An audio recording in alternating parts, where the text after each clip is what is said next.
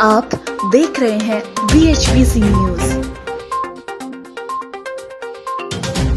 दुनिया में corona virus का संकट ऐसा काल बन के उभरा कि ना जाने दुनिया के सभी लोग इससे दंग रह गए। दुनिया की तमाम महाशक्तियां इसके आगे झुकती चली गईं। तमाम बड़े देशों की बड़ी बड़ी प्रशासन और बड़ी बड़ी सरकारें इसके आगे घुटने टेक गईं। भारत अब छठे स्थान पर है। अब बात करेंगे देश की राजधानी दिल्ली की। हम देश की राजधानी दिल्ली में इस वक्त मौजूद हैं। जी हाँ, जब केसेस दिल्ली में 7 से 8 थे तो सरकार ने बहुत बड़ी अपनी प्रेस कॉन्फ्रेंस करके लोगों को चेताया था कि आने वाले समय में अगर केसेस पर डे 1000 जाते हैं तो उनकी तैयारी क्या होगी। आज की तारीख में केसेस 1000 भी हैं। अब जब केसेस 1000 पहुंच रहे हैं एक दिन में, 24 घंटे में मामले बढ़ते चले जा रहे हैं और मौत का आंकड़ा रिकॉर्ड तोड़ता चला जा रहा है, तो ना जाने ये कितना बड़ा संकट बन के भारत में आएगा, ये किसी को नहीं पता। लेकिन एक दुख और तकलीफ़ कुछ लोगों को है कि किस तरीके से सरकारें जो हैं काम कर रही हैं और इन लोगों के इलाके में ये लोग लगातार जिस तरीके से जनसेवा कर रहे हैं, तो उसी के दौरान सरकार इनके इलाके में, इनके क्षेत्र में इनकी मेहनत पर पानी फेर रही है, ऐसा इन लोगों का कहना है।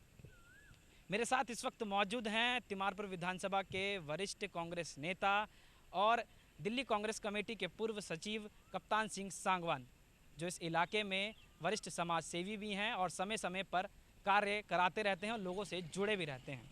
सर, स्वागत है आपका। जी। आप लोगों की एक शिकायत है दिल्ली की सरकार से, निगम से, कि आप लोगों ने जो कॉम्पैक्टर, पीछे हम कूड़ा घर देख रहे हैं, इसको कूड़े घर के रूप में इस्तेमाल किया जाएगा, लेकिन जो शिकायतें आप लोगों की हैं कि यहाँ पर कोविड-19 का कूड़ा डाला जा रहा है, उसकी पूरी तैयारी सरकार की है। कितना बड़ा संक्रमण फैल सकता है आपके हिसाब से अगर ऐसा होता है तो?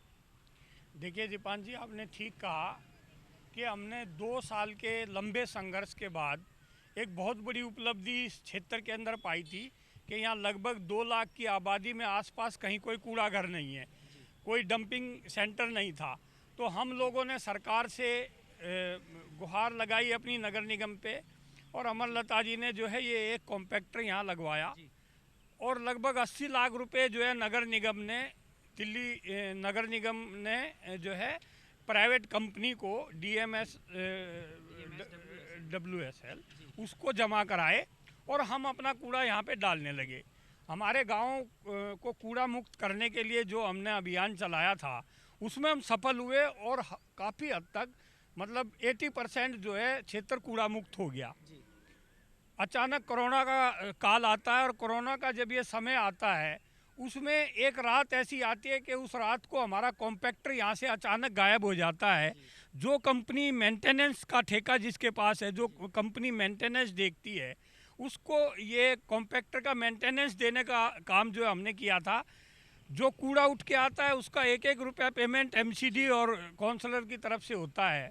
लेकिन हुआ क्या कि वो रातों रात वो हमारा कॉम्पैक्टर गायब हो जाता है और एक आधुनिक मशीन यहाँ आके रख दी जाती है। और सुबह जब हम देखते हैं तो हमने सोचा कि पुरानी मशीन चली गई और नई मशीन आ गई तो हमें इसका फ़ायदा होगा। लेकिन अचानक जो है अगले दिन से क्या हुआ, 10-15 बख्तरबंद अंदर बंद ढक्कन की गाड़ी यहाँ के रुकी और खटाखट कूड़ा डाल के जाने लगी। तो हमने आके यहाँ पूछा कि भाई ये क्या हो रहा है, ये कौन सा कूड़ा डाले जा रहे हैं। तो उन्होंने कहा कि जी ये जो कोरोना का वेस्टेज कूड़ा है ये हम डाल रहे हैं। मैंने कहा ये यहाँ क्यों डाल रहे हो, ये तो खतरनाक हो जाएगा। गांव है पास में, 50 मीटर की आबादी पे जो है क्षेत्र है, और ये नियम और कानून है कि कोरोना का कहीं भी कोई वेस्टेज या कहीं भी कोई कूड़ा या कहीं भी उसका कोई सामान जो वेस्ट हुआ है वो पड़ेगा तो 1 किलोमीटर का नियम है कि आबादी से 1 किलोमीटर दूर होना चाहिए। तो हम एकदम जो है हक्के बक्के रहे। हमने निगम पार्षद जी को बताया कि ऐसे ऐसे वहाँ हुआ है। निगम पार्षद अपने साथियों के साथ, गांव ग्रामवासियों के साथ यहाँ आई और आके उन्होंने देखा तो ये आधुनिक मशीन रखी हुई है। जब हमने मेयर साहब से बात की कि आपने ये कैसे परमिशन दे दी, तो मेयर कहते हैं हमें पता नहीं, हमने कोई परमिशन नहीं दी। जब हमें पता चला, हमने उस कंपनी से बात की तो कंपनी कहती है कि जी हमें पैसा दिया गया है और दिल्ली सरकार का हॉस्पिटलों से जो है वेस्टेज कोरोना का उठाने का, और जो मरीज हो जाते हैं क्षेत्र के अंदर उनका वेस्टेज उठाने का काम दिल्ली सरकार ने हमें दिया है और MCD की सरकार, दोनों ने। हम वो वेस्टेज जहाँ मर्जी डालें, ये हमारी है। तो हमने कहा आप जहाँ मर्जी कैसे डाल सकते हो, उन्होंने कहा कि उन्होंने हमें पैसा दिया है। मैं पूछना चाहता हूँ इस कंपनी से और इस सरकार से कि यदि कोई ISI की कंपनी इनको पैसा दे दे और ये कहे कि ये कोरोना का वेस्टेज आप वजीराबाद की गलियों में डाल दो, तो क्या ये लोग वजीराबाद की गलियों में उसको डाल देंगे? तो पैसा महत्वपूर्ण नहीं है, लोगों की जान महत्वपूर्ण है। हमने यहाँ के विरोध किया कि कूड़ा नहीं डलेगा, तो यहाँ कूड़ा डालना बंद हो गया। लेकिन ये लोग करते क्या हैं?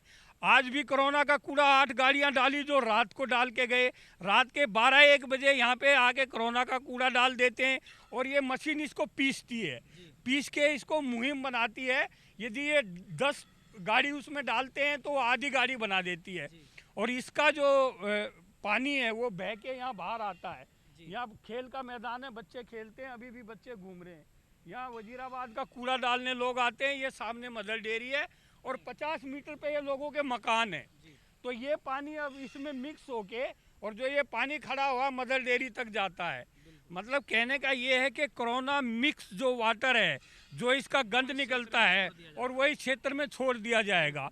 मैं ये कह रहा था कि जब 1 किलोमीटर से पहले ये इस तरह का कोई जो है केंद्र सरकार नहीं बना सकती, ये नियम है, ये सुप्रीम कोर्ट की गाइडलाइन है और ये हमारा अधिकार भी है कि जब आप यहाँ पे कोरोना सेंटर कैसे बना सकते हो जब यहाँ गांव का कूड़ा घर है। तो अभी तक कंपनी ने सुनवाई नहीं की, उनको पैसे से मतलब है, उनको हॉस्पिटलों का दिल्ली सरकार पैसा दे रही है। दिल्ली सरकार कह रही है MCD का काम है, MCD कह रही है दिल्ली सरकार देखेगी। तो दोनों की लड़ाई में आज महामारी के कगार पर मेरा गांव वजीराबाद आ गया है। जी, मैं आपसे जानना चाहूँगा एक आखिरी सवाल इस बात को ख़त्म करने से पहले कि इसी क्षेत्र के इस कूड़ा घर को क्यों चुना गया? क्योंकि कुछ समय पहले ही आपने बताया कि ये बना है। क्या इस क्षेत्र में आसपास भी कोई ऐसा कॉम्पैक्टर की मशीन लगी हुई है कि जहां वो सुविधा उपलब्ध हो सकती है? और यहीं से अगर इस सड़क की अगर बात करें तो 8 से 10 किलोमीटर बाद यहाँ पर GT करनाल बाईपास है, जहाँ पर दिल्ली का सबसे बड़ा कूड़े का पहाड़ है और वहाँ पर कूड़ा इकट्ठा होता है।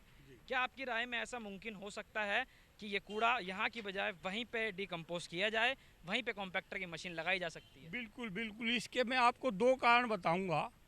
एक इसका राजनीतिक कारण भी हो सकता है और एक इसका दूसरा पहलू भी मैं बताऊंगा। मैं इसलिए आपको कहना चाहता हूं कि यहाँ आसपास कम से कम 9 कॉम्पैक्टर लगे हुए हैं। नरेला में लगे हुए हैं 3, अलीपुर में लगे हुए हैं 3, बुराड़ी में लगे हुए हैं और जहाँ ये कोविड का हॉस्पिटल बनाने की जो क्वारंटाइन सेंटर बना रहे हैं ये लोग, उन्हीं का जो है वहीं पे उसके बराबर में कॉम्पैक्टर लगा हुआ है। हॉस्पिटल के बराबर में कॉम्पैक्टर लगा हुआ है तो ये कोविड का जो ये सेंटर है ये वहीं क्यों नहीं बना लेते?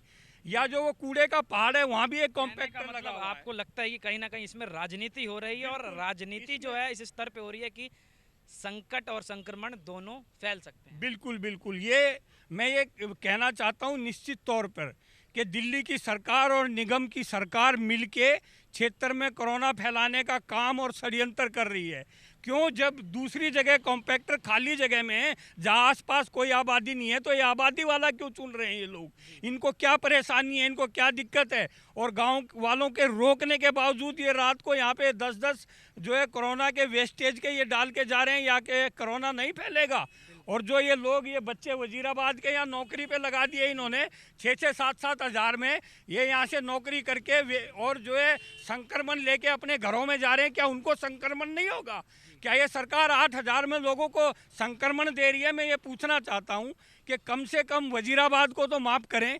हमने मेयर से रिक्वेस्ट की है, हम DM के चले गए, SDM के चले गए, तिमारपुर के SHO साहब को कहा है कि बिना, मैं इसलिए कह रहा हूँ षड्यंत्र क्यों है, क्योंकि किसी भी कंपनी के गाड़ियाँ होती उनका नंबर होता है। यहाँ 14 गाड़ियाँ वेस्टेज डालने आती हैं, 14 पे नंबर नहीं है, किसी गाड़ी पे नंबर नहीं है। यदि पुलिस उनको पकड़े तो किस नंबर के आधार पर पकड़े? हमने आज SHO साहब को दबाव दे के सारे लोग गए थे, मैंने कहा आप उन गाड़ियों को पकड़ो, वो इलीगल काम हो रहा है, असंवैधानिक काम हो रहा है। तो SHO साहब ने कहा मैं कार्रवाई करूँगा। आज दिन में फिर 2 गाड़ी आई, हमें यहाँ से फ़ोन गया क्योंकि हमारे लोग यहाँ आए, उन्होंने कहा जी 2 गाड़ियाँ आई, हम भाग के आए तो वो कूड़ा लेके भाग गए यहाँ से। मेरा कहने का मतलब ये है कि ये चूहे बिल्ली का खेल चलता रहेगा, हम भाग के यहाँ आते रहेंगे और ये गाड़ी लेके भागते रहेंगे।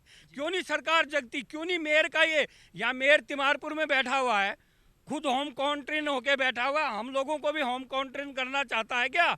आज देखिए आप, हमने संजय बस्ती की आवाज़ उठाई थी कि संजय बस्ती में संक्रमण फैल रहा है। दो quarantine centre, SKV Sarvodaya Vidyalaya और बॉयज़ विद्यालय, दोनों में होम क्वारंटाइन सेंटर इन्होंने बना रखे हैं। वहाँ मरकज के लोग, वहाँ नांदेड़ के लोग, वहाँ तरह तरह के मजदूर वहाँ पे इन क्वारंटाइन सेंटर में आते हैं और ये वेस्टेज का यहाँ बना दिया है।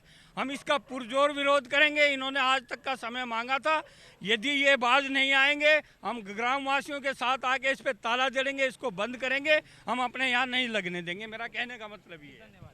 तो कहने का मतलब सरकार किस तरीके से इस पर काम कर रही है, इस पर अपनी जो कार्यशैली है वो किस तरीके से आजमा रही है, ये समझ नहीं आ रहा। क्योंकि सरकार का कहना है कि वो संक्रमण को कम करना चाहती है, लेकिन यहाँ पर अगर जो ज़मीनी सच्चाई है वो ये कहती है कि सरकार शायद रिहायशी इलाकों में ही इस चीज़ को कहीं ना कहीं बढ़ावा दे रही है, कहीं ना कहीं इस चीज़ को बढ़ाना चाहती है।